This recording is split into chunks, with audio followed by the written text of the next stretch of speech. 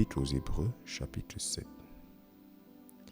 Car ce Melchisédek, roi de Salem, prêtre du Dieu le plus haut, qui alla à la rencontre d'Abraham revenant du massacre des rois et le bénit, auquel aussi Abraham donna 1/10 de tout, étant d'abord par interprétation roi de droiture, et après cela aussi roi de Salem, ce qui est roi de paix.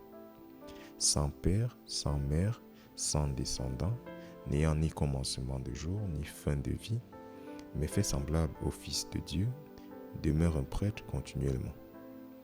Or, considérez combien grand était cet homme à qui même Abraham le patriarche donna le 10e du butin.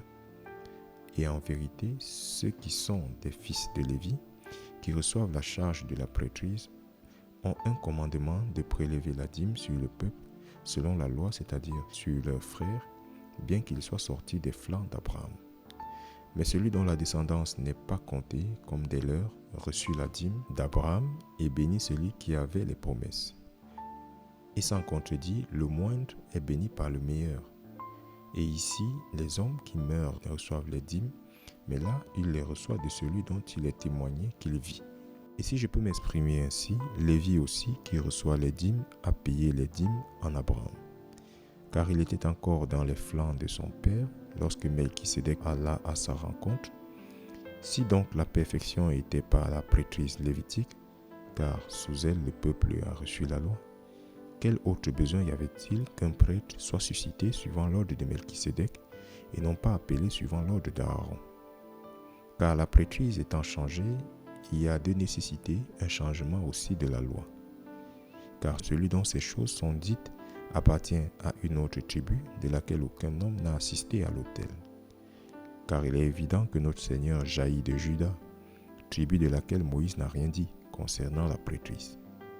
Et cela est encore bien plus évident en ce que suivant la similitude de Melchisédek se lève un autre prêtre, qui a été fait non suivant la loi d'un commandement charnel, mais suivant le pouvoir d'une vie sans fin. Car il atteste, tu es un prêtre à toujours, suivant l'ordre de Melchisédek.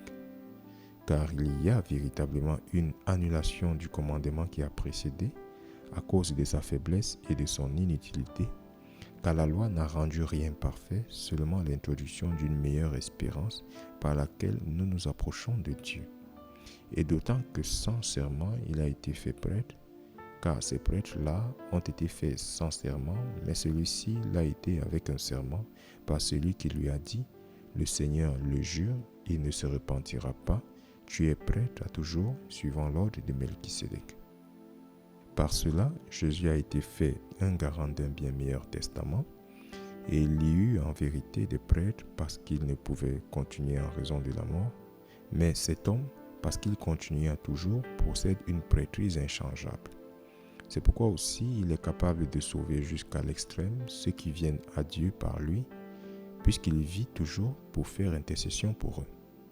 Car un tel grand prêtre nous convenait, qui est saint, innocent, non souillé, séparé des pécheurs et fait plus haut que les cieux, qui n'a pas besoin tous les jours, comme ces grands prêtres, d'offrir un sacrifice d'abord pour ses propres péchés et ensuite pour ceux du peuple, car il a fait cela une fois pour toutes lorsqu'il s'offrit lui-même.